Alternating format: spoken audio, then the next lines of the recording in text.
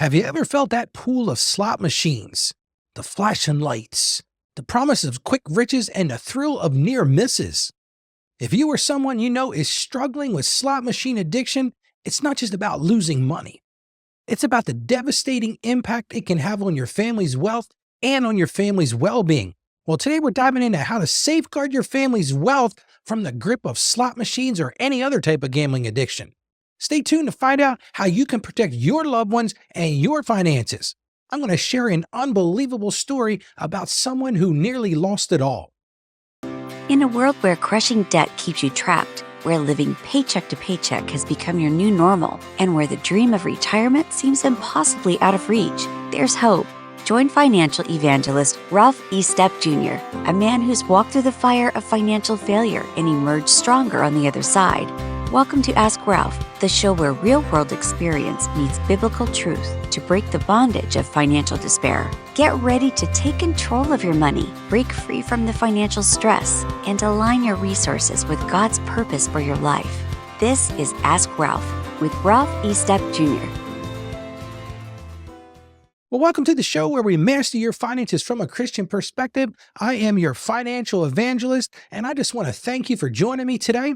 I want to remind you, if you missed yesterday's episode, we talked about, should you always pay cash or is there a better way? So make sure to go back and check it out. You can find all of our episodes at askralph.com. But yesterday, I packed it with some seriously practical advice, and it's something you don't want to miss. Now, if you've got a question that you'd like to have answered on the show, head on over to justaskralph.com and submit it. And I am all about helping you through your financial challenges, just like the question I'm about to read today. And don't forget, every Tuesday we go live at 1 p.m. Eastern Time, where you can join us and we'll have a discussion. We'll talk about interesting things. We'll talk about questions that you have in the chat. You get to that by going to askralphpodcast.com/live. Again, that's every Tuesday at 1 p.m. Eastern Time, and you get to there by going to askralphpodcast.com/live. Well, today's question is a doozy. We've got a heartfelt question from one of our listeners, and this is what she writes. She says this. She says, "Dear Ralph, I'm at my wit's end, and I desperately need your help.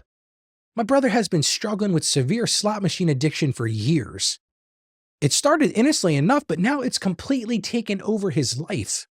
He's lost his job, he's lost his home, and even his family because of his addiction. Every time I see him, he looks more exhausted and defeated. He's borrowed money from everyone he knows, including me, and I'm afraid he'll never be able to pay it back.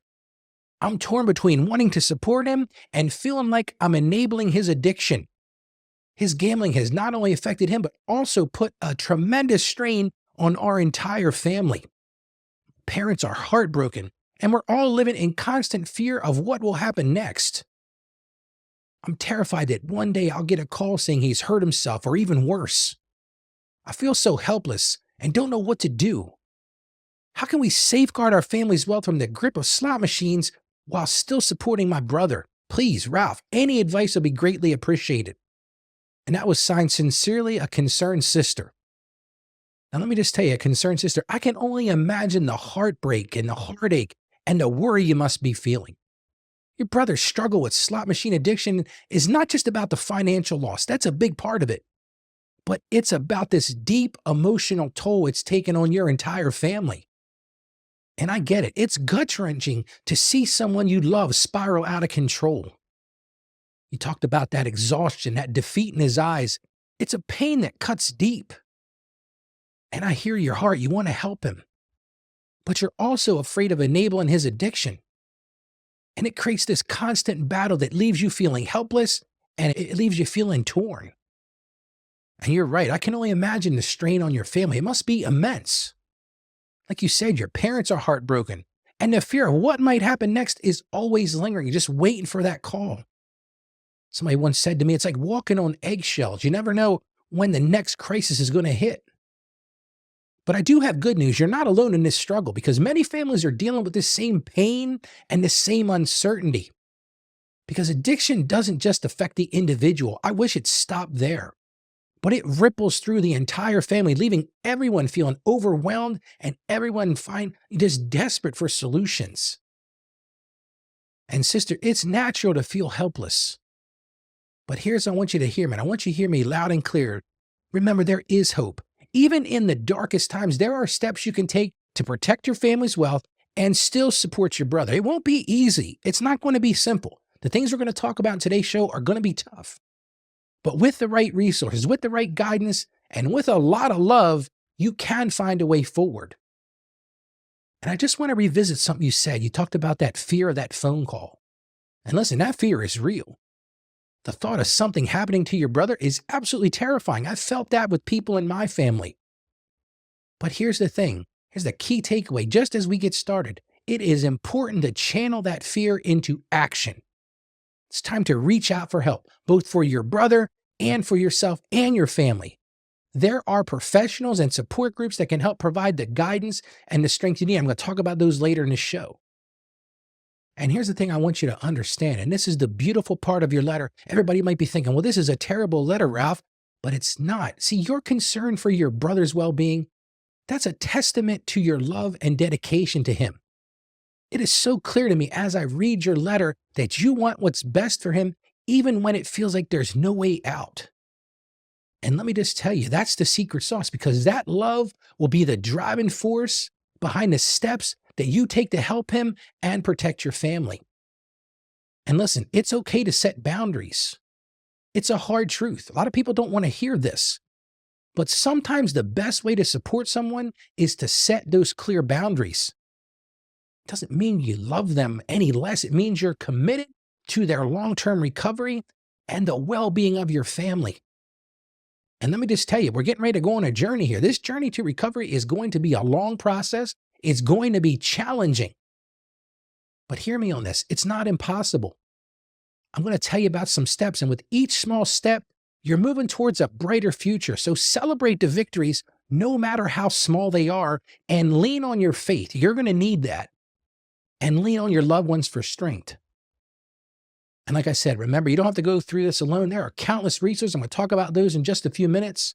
There's counseling, there's professional support groups, and there are people that understand. There are people listening right now who are going through this or have gone through this. And one of the big takeaways, and I start the show with this, because your story is a powerful reminder that addiction affects us all. It just does. And like I said, it's not about that individual struggling. They've got their own demons. It's about the families who love and support them, because that's the hard part. And your willingness to share your pain is a beacon of hope for others who are listening and who are going through the same thing together. So let's do me a favor. Let's do this. Let's walk through this together today. Today, we're going to talk about practical steps that you can take to safeguard your family's wealth, to seek spiritual guidance, and I'm going to help you find that emotional support. But more importantly, like I've said several times now, you're not alone and there is always hope. And I wanted to get into the Bible today. So before we get into the main content, let's take a moment to reflect on a Bible verse that speaks directly to the issue of this and the dangers of greed, because what we're really talking about is greed and stewardship. And this comes to us from the book of Timothy. It's 1 Timothy chapter 6, verses 9 and 10. It says this, and this one is powerful, so get ready. But those who desire to be rich fall into temptation, into a snare, into many senseless and harmful desires that plunge people into ruin and destruction. For the love of money is a root of all kinds of evil. It's through this craving that some have wandered away from the faith and pierced themselves with many pangs. Like I said, that is a tough verse. And this verse is a stark reminder of the dangers of chasing wealth. It speaks directly to it, that chase, that pursuit. So many of us find ourselves in that same position.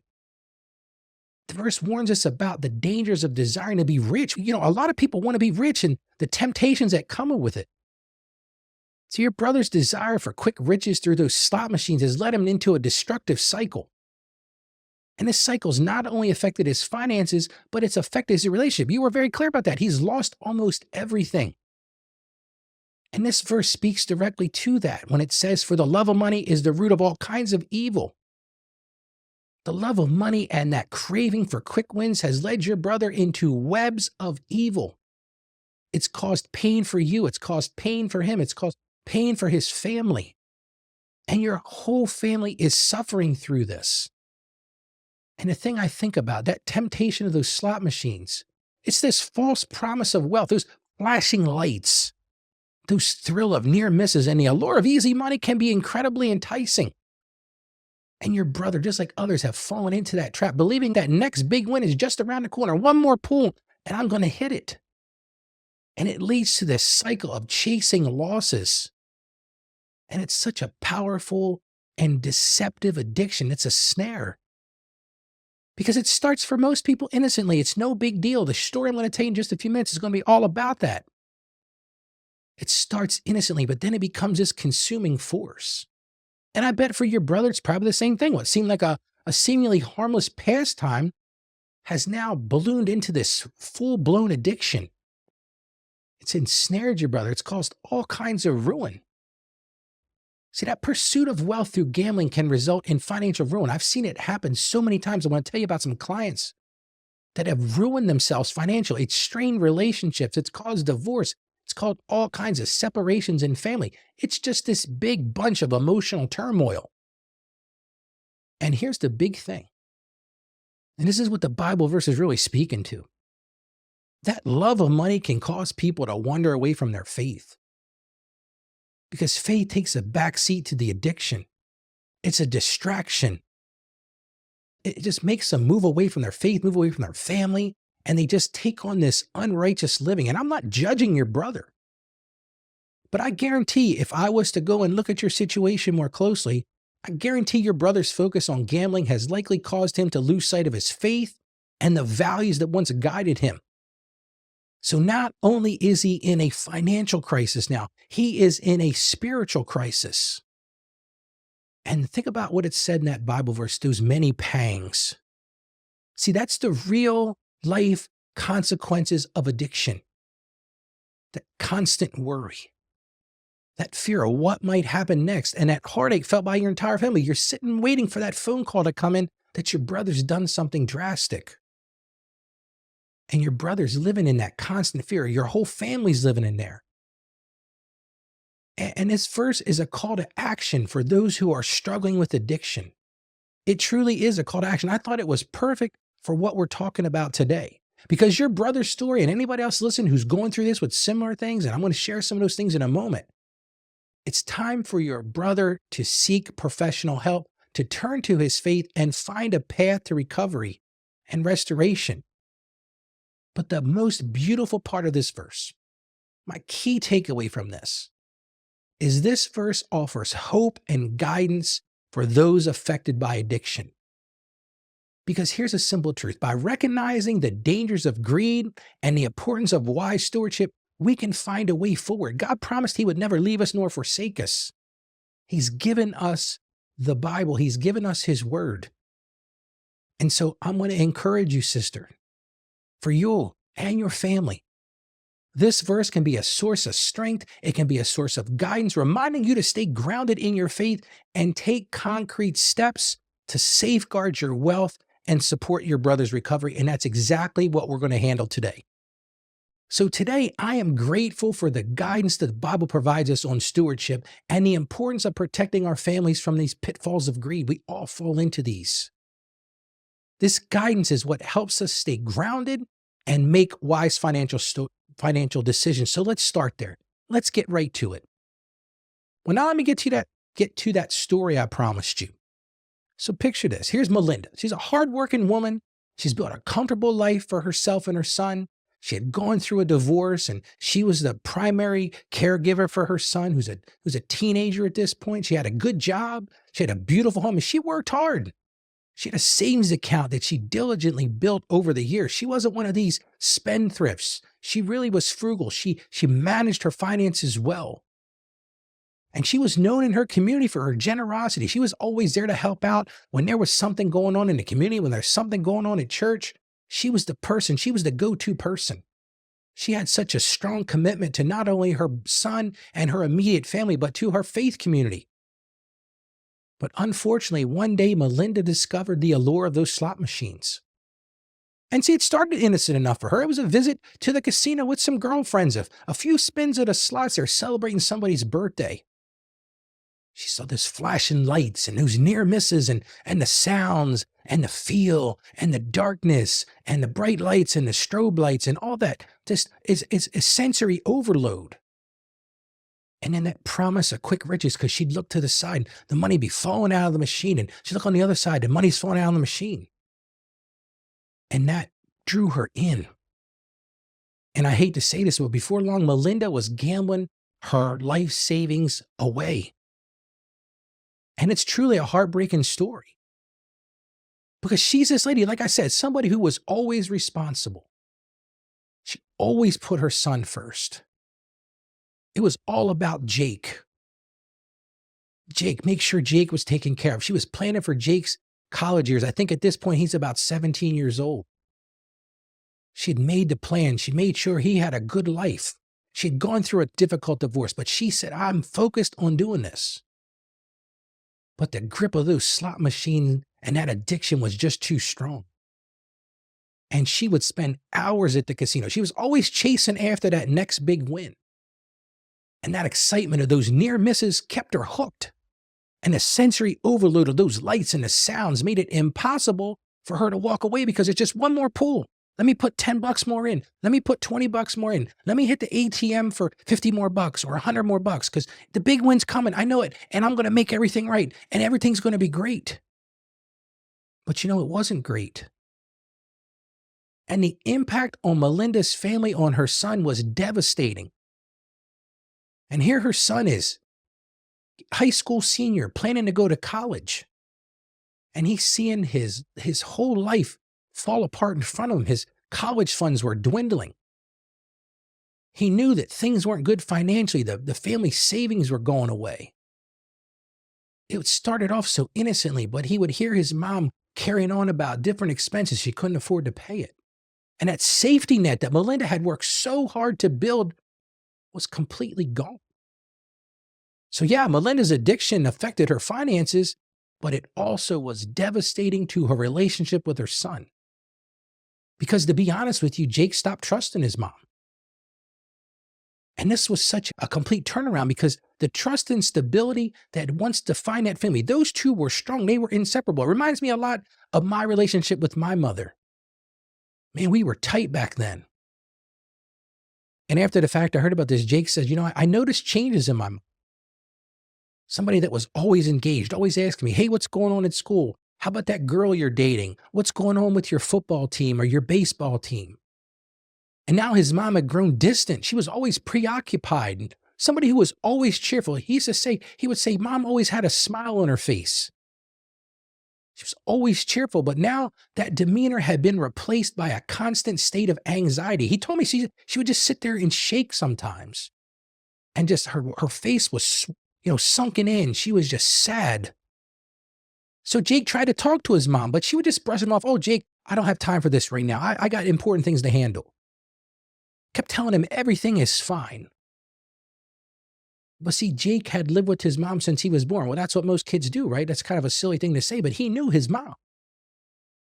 And he knew something was wrong. He knew something was off. He could see that stress in his mother's eyes, that constant worry etched on her face. So I remember he told me about this story. One day he got home from school and he thought he'd help his mom out. He felt like she was just really overwhelmed. He went into his mom's bedroom. He noticed that there would always be clothes in a basket on the floor. Always seemed to be these clothes on the floor. He said, you know what? I'm going to give mom some peace. I'm going to help her out. I'm just going to fold these things and fold these towels and just set them on the bed.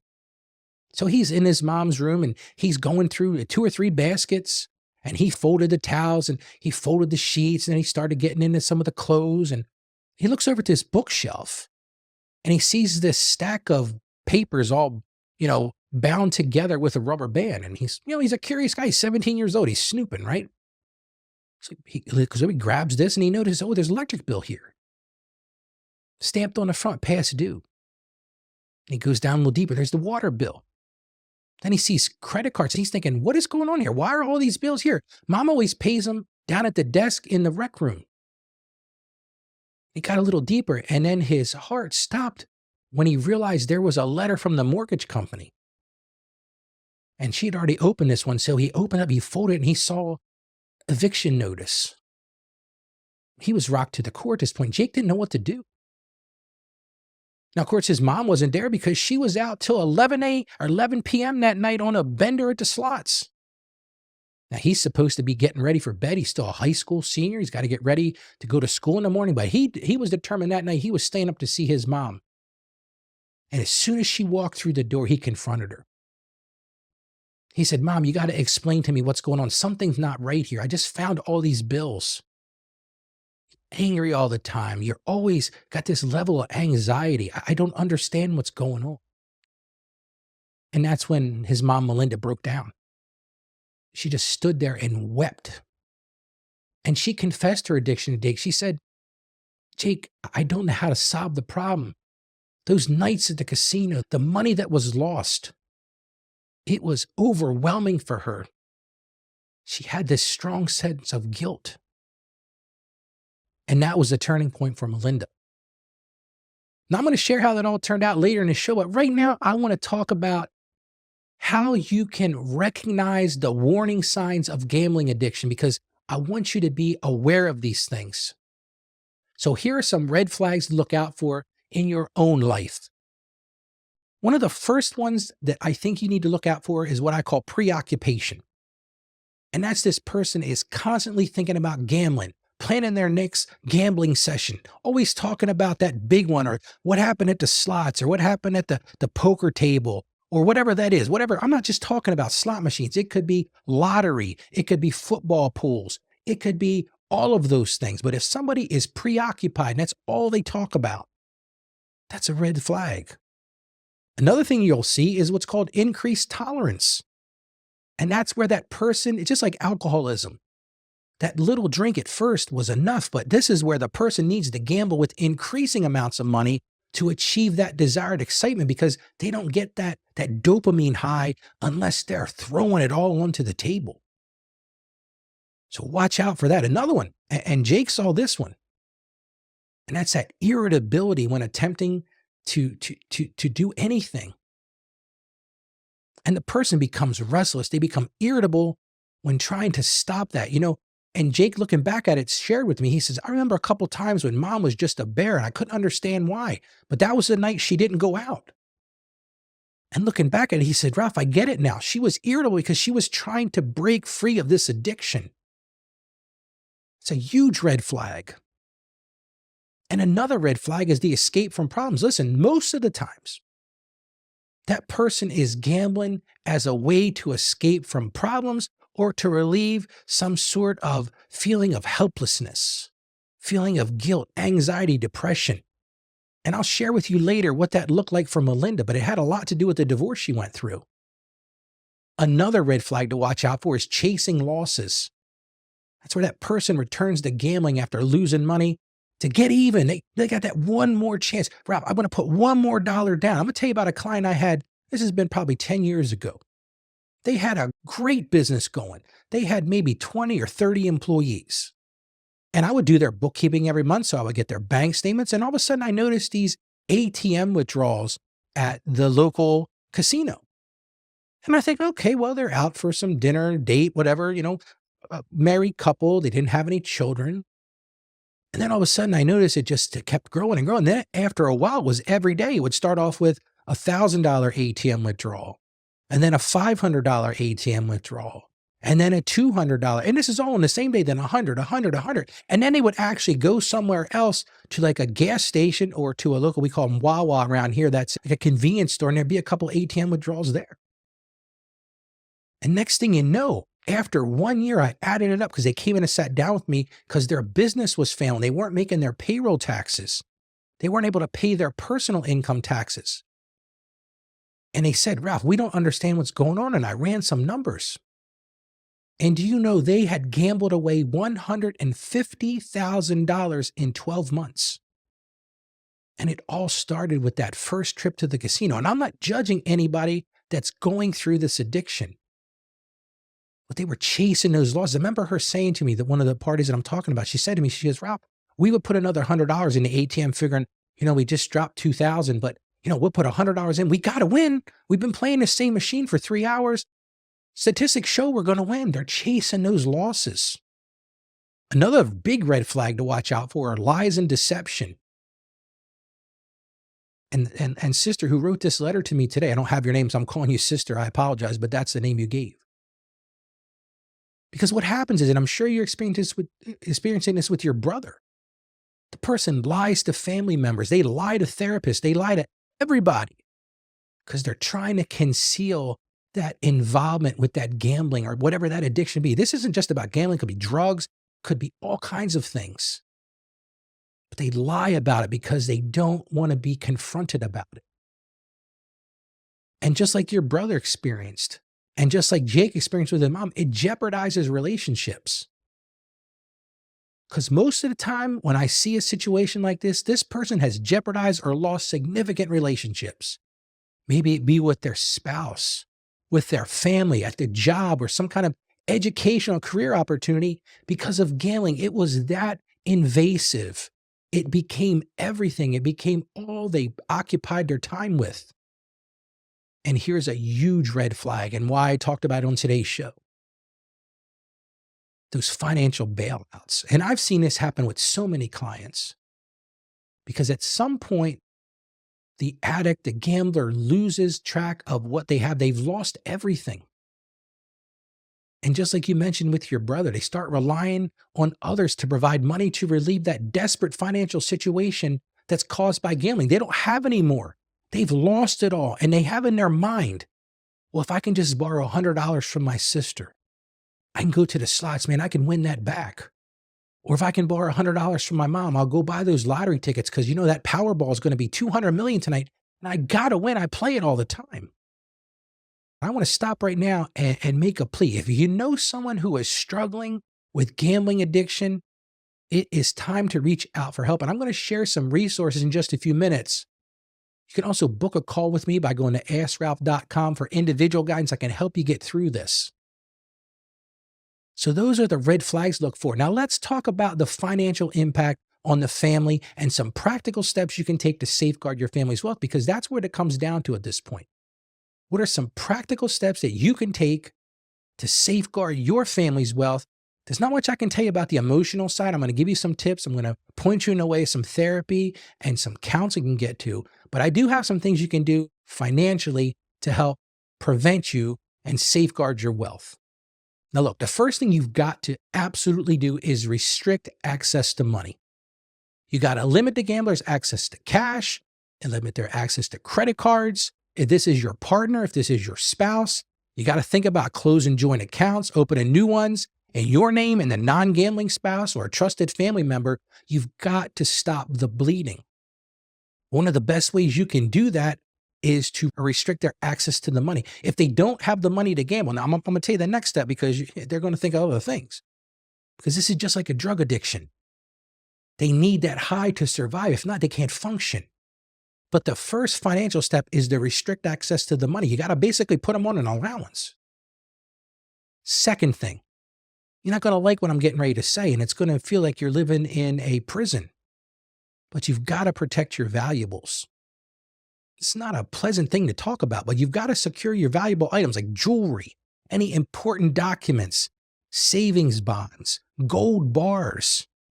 If you have to, take and get a safe deposit box at a bank. If we still have any banks that have those, I know some around here have them. A lot of them don't have those anymore. But you've got to move those to a place where they're not accessible by that gambler. Because once you stop that cash flow, the addiction's still there, and they're going to be looking for ways to fuel that addiction, and they're going to steal stuff. They're going to take stuff. They're going to take it down to the pawn shop. I don't know how many clients I've had say that everything ended up at the pawn shop. So you got to protect those values. Another thing you might want to consider is transferring assets. If you have a joint account and there's assets such as stocks, real estate, your home, life insurance policies, get them out of the name of that gambler. Again, this is access to cash. This is access to resources. They are going to use it until they get this addiction solved. Which leads me to the next thing. You're going to have to manage their finances. If it's your spouse, you're going to have to take control of the household finances. You're just going to have to do it. You're going to have to live through this process of paying the bills, making sure they're paid, make sure nothing's hidden. You're going to review every single bank statement. You're going to review every single credit card statement, because if they've got an opportunity or an accessibility to that, they're going to use it. So you're going to have to figure out ways to lock it down. And you're also going to have to make sure filing taxes. I want to just add a little note to this. A lot of times these folks will win occasionally. But if they're covering up these gambling losses, they're not going to tell you about the gambling wins either. And most of the time, if it's over a certain amount, let's just say $600, the casino is going to actually, this is a whole tax issue. We got very emotional, but I want to put this in. This is a very clear thing I can tell you to do. Pay attention to this, because the IRS will actually issue, or the casino, will issue a 1099 for gambling winnings. Actually, it's a W-2G, not to get into the weeds, but that's taxable income to you. And if you don't put that on your tax return, a year later, the IRS is going to come back and say, hey, wait a minute, you had this. So pay attention to all the financial aspects. Take hold of that, grab that thing and manage it yourself. And as I talked about a little while ago, maybe you need to set up an allowance, because listen, the gambler still needs to have their needs met. If this is your husband or if this is your wife, they're going to need to have money to live on. They got to buy fuel. They got to buy food, all those type of things. So you're going to have to, it's kind of like dealing with a teenager. Kind of like Jake, when he first started, his mom first started in recovery, it was kind of the roles reversed. Mom used to give him a weekly allowance. Now he's giving his mom a weekly allowance. But you got to do that because you've got to limit their access to funds that could be used for gambling, because again, they will use it. And the last thing, very important financial thing to do, is seek some financial counseling. Talk to a financial counselor and develop a plan, because what I'm going to tell you next is that most of the time you're going to find there's a debt cycle. There's all kinds of debts. There's all kinds of lack of savings. They may have blown through their retirement. You need to sit down with a professional, somebody like me. I'll talk to you later about how to do that, but you're going to have to work to rebuild that financial stability, because it has been crushed. Like your letter today. Everybody's stopping giving them money because it's affecting everybody's financially. So those are the financial things, and that's a big part, but I want to get to some spiritual things. This is a Christian finance show for a reason, because the truth is, if you're going to get past this addiction, now I'm talking about the gambler and the people that are around them, because it's the same for everybody. You're feeling the same things that they're feeling. Let's talk about some spiritual guidance. If you listen to me long enough, I always start with prayer. Well, I think you got to do the same thing here. You got to drop to your knees and ask God for guidance and ask him for strength in overcoming this addiction. You might not be the one going through the addiction, but let me tell you, you're going to experience it. You're experiencing it. People who are listening right now are going, yeah, dude, I'm nodding my head as I'm driving, Ralph. You're right.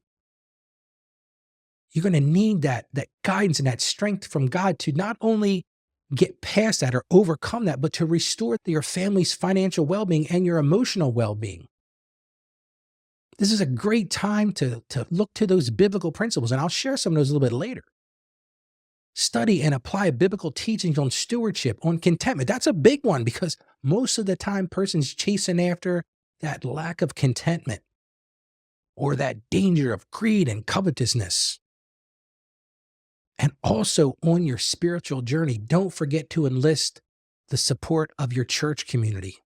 Many churches have programs for this. They have small groups, because this is something that is affecting a lot of people. Because the truth of the matter is, you can become a gambler. You don't have to go to the casino anymore. You can do this right from your smartphone. You can be sitting on your couch and blowing through. You could be the biggest whale gambler in the world from your smartphone. So do those things. Seek that spiritual guidance through prayer, through biblical principles, and connect with your church community. Now, I promise to tell you a little bit about the spiritual concepts related to gambling. Now, this is going to be a controversial couple of things I'm going to say here. A lot of people are going to say, Ralph, wait a minute, dude, you're being judgmental. No, I'm going right from the Bible, but these are some truths that I found, because the Bible offers clear guidance on the dangers of gambling and the importance. And this is the other side of this. Like, I really think you need to think about this. It's not so much the dangers of gambling. It's the importance of responsible stewardship. So these might come at you from the wrong angle, but these are scripture-based. First one is love for neighbor. You're going to say, Ralph, where are you going with this one? See, and Jesus commands us to love your neighbor as yourself. That's right from Mark chapter 12, verse 31. Go check me on that. And see, gambling by its very nature is based on the losses of others. Hear me on that. Gambling by its very nature, the structure of it, is based on losses of others. Because here's a simple truth. For one person to win, another's got to lose. That's just how it works. So many people got to put the coins in the slot machine for somebody to eventually win. A lot of people don't know this, but did you know the payout in most casinos is almost 90%? That's 90% of the first dollar gamble. I'm not going to take a dive there, but think about that. The volume is they're paying out 90%. Think of how much is coming in. And as a Christian, this creates a conflict with the Christian principle of love and compassion. It just does, because if somebody's got to win and another's got to lose, it encourages self-interest over the well-being of others. So think about that. Think about how that was ingrained into you from when you were a child, if you were raised in the faith. Love for your neighbor. Let's talk about work ethic, because it goes here too. Because the Bible emphasizes the importance of work and earning a living through honest labor. Look at Proverbs chapter 31, and go read these when you have 2 Thessalonians chapter 3, verse 10, and 1 Timothy chapter 5, verse 8. It talks in the Bible about the importance of that work ethic, that honest day's labor. But see, gambling doesn't do that. Gambling promotes the idea of getting something for nothing. And what does that do? In my humble opinion, it undermines the value of hard work and diligence, because if you can just go to the casino, pull that lever for that slot machine, put that money down on blackjack or whatever that looks like for you, what hard is that? What work is that? Now, some professional gamblers will tell you otherwise, but it undermines that work ethic. And here's the big one. It's that greed and covetousness.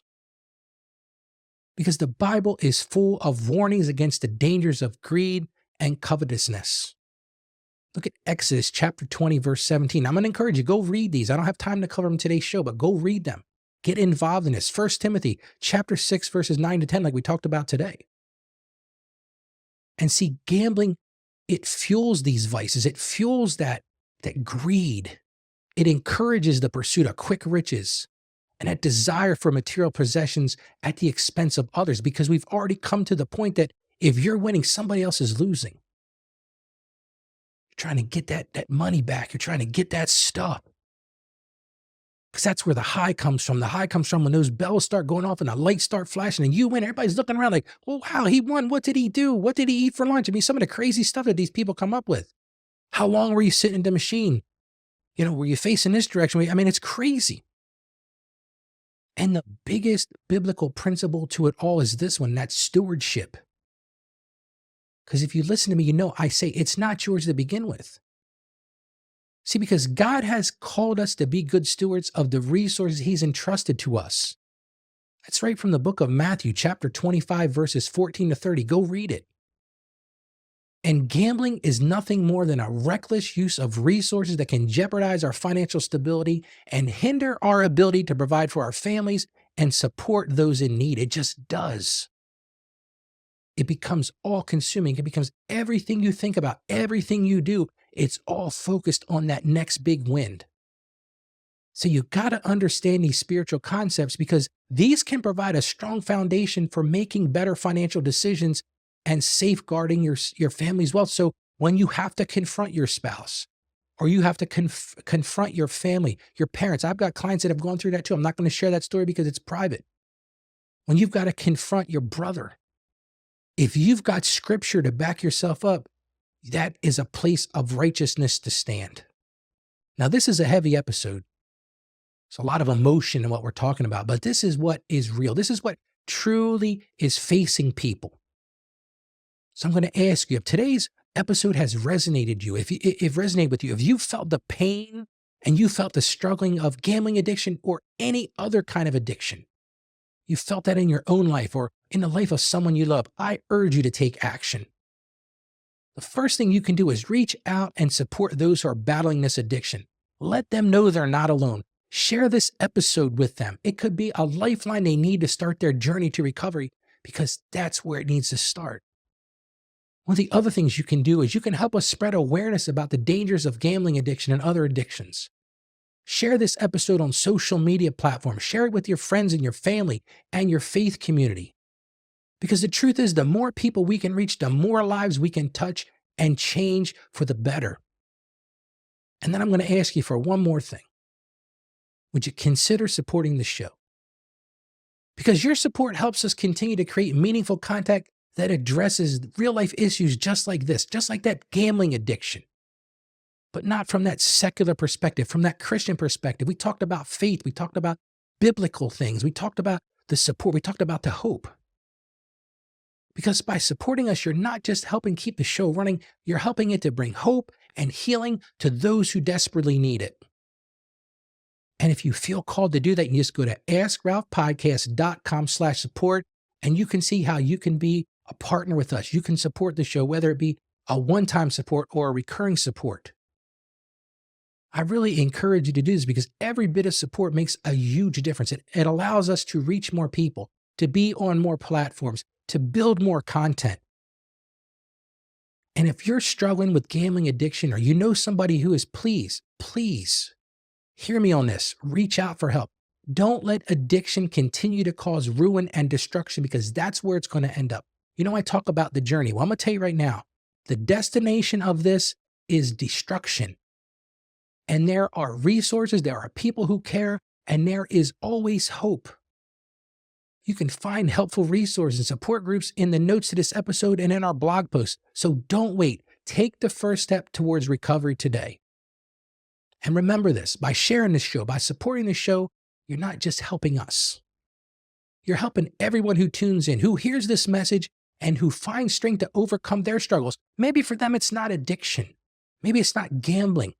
Maybe it's breaking free of that living paycheck to paycheck, or that's trying to figure out how to get past to have a meaningful retirement. Because listen to me on this. Hear me on this.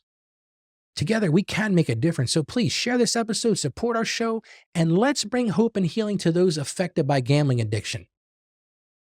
So I say thank you for your support. May God bless you and your loved ones on your journey to recovery and financial well-being. Well, now let's talk about probably the most important part of dealing with this issue, and that's emotional support. We've talked about financial support. We talked about spiritual support. Now let's talk about emotional support. One of the biggest things you're going to need to do is develop a way of open communication. You're going to have to create a safe and supportive environment for honest conversations about the addiction and its impact on the family. You got to be willing to say what it is. You got to say to your brother, you're destroying our family. You've destroyed your family. You're destroying our finances. You're wrecking your mom and dad. You're doing all those things. That's the first thing. Second thing, get professional help. You're not going to do this yourself. Get professional help for you, get professional help for the gambler, and everybody that's been affected by it. Those professionals can help address those emotional and psychological effects of the addiction because they will be there, and until you get them worked on, they're just going to stay there. One of the things I can highly encourage you to do is get involved in support groups. There's Gamblers Anonymous, there's Gam-Anon to connect with others who understand the challenges of gambling addiction and the recovery. I'm going to give you a couple resources, and these will be in our blog and in our show notes as well. There's hotlines. There's the National Problem Gambler helpline. That's at 1-800-GAMBLER. It's an easy one to remember. There's support groups. There's Gamblers Anonymous, like I said, Gam-Anon and Smart Recovery. There's websites, the National Council on Problem Gambling, Division of Addiction websites, Gambling Therapy, and Gam Talk. And with all of those, there are financial resources that you can find. You don't want to be a statistic. Let me tell you about some real life examples. As if you didn't know already what this does to people. Let me just throw a couple at you. One example is Jennifer Dennison, somebody I read about online. It's a Florida woman. She won $14 million at the slots. Not sure what kind of slots that was. Must have been one of those progressive deals that just keeps going up and up and up. But picture this. She won $14 million at the slots. But she gambled it all away. I don't know what kind of time frame that was. She gambled it all away and then resorted to stealing from her in-laws to fuel her addiction. She robbed her husband's family. Think about that. She won $14 million. That wasn't enough. See, that's the dirty little secret to this. It's never going to be enough. It's always going to be that next win. I can do it one more time. I can win this time. Completely lost it all. Another story, Kathleen Wilkinson. She's a grandmother from Montana. She lost her life savings of 50 grand playing social casino games on her smartphone. Read this online. I was like, wow, this is what I was talking about. Grandma can sit on her couch with her smartphone and gamble away her life savings. So these things can affect you. They will affect people. You don't even realize people that are going through this. And I just wanted to highlight the destructive power of these slot machines, this addiction, this gambling addiction, and why it's so important to get help and take steps to protect yourself. Because that's the thing.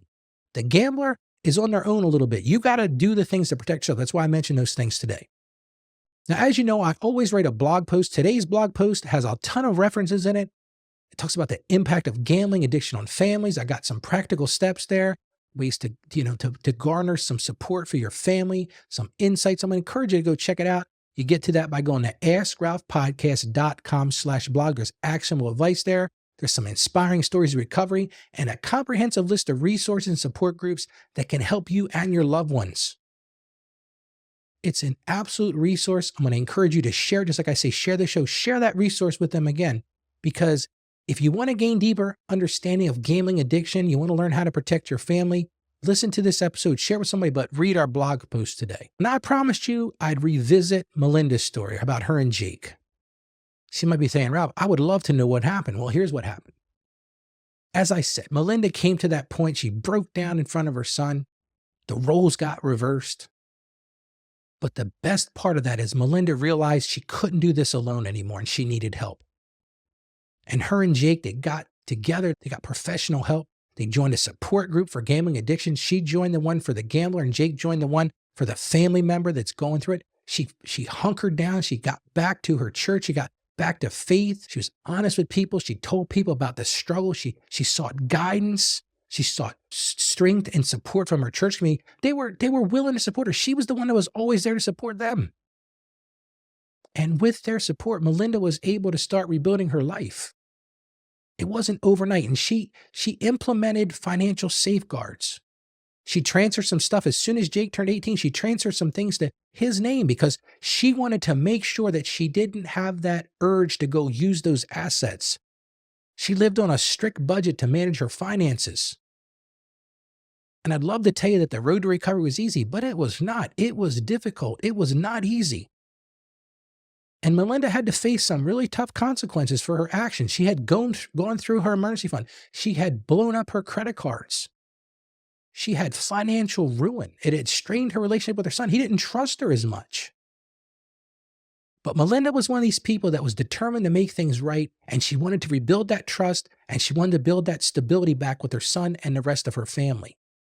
And she was able to do it. It took time. She had to go get a second job to build up that savings fund and to pay off that debt. And like I said, she transferred all the assets to her son. And as I know today, they're still kind of in that weird relationship where he kind of manages his mom's finances because she doesn't trust herself. But here's the thing. Her story is a testament to the power of seeking help and turning to faith. And those are my two big takeaways today. Seek help and turn to your faith. And she was able to rebuild her life. She was able to reconnect with her son, and she was able to restore the trust and stability that her family had once known. Her son needed this. He was going into college. He needed that. He needed that stability from mom. And like I said, it wasn't easy, but with her determination, with support, and a strong foundation in her faith, Melinda was finally able to overcome her addiction and start to build her family back to where it was before.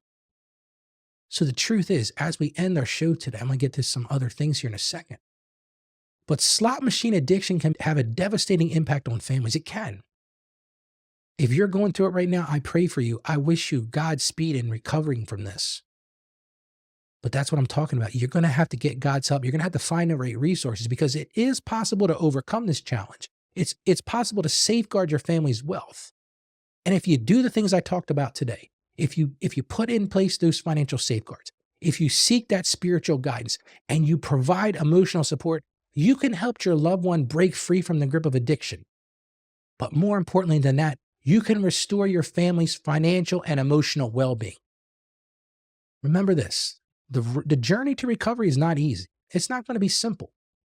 But with faith, with perseverance, and the support of loved ones, you can find healing and restoration. Now, I usually do some reflection questions today, but we just covered too much today. I'm not going to do that. But here's one thing I will say to you to reflect on. Reflect on if this is going on in your life, what can you do to change the dynamic?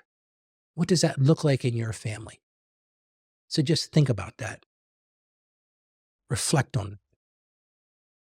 Well, I just want to say thank you for joining me for today's show. I know it was heavy, but I felt like God had put on my heart to talk about this today because I've seen the financial, the spiritual, and the emotional toll that this has put on people. When I got this listener question, I said, you know what, Ralph? You got to do this.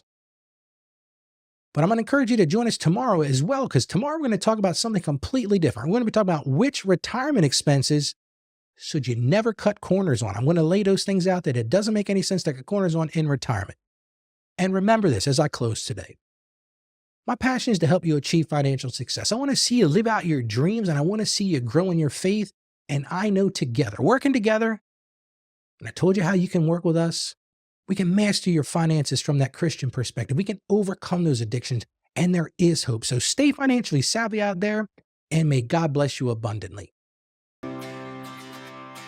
Thank you for joining us on the Ask Ralph Show. And with a simple click to subscribe, we'll invite you back to our next episode. And remember, financial issues don't have to be complicated.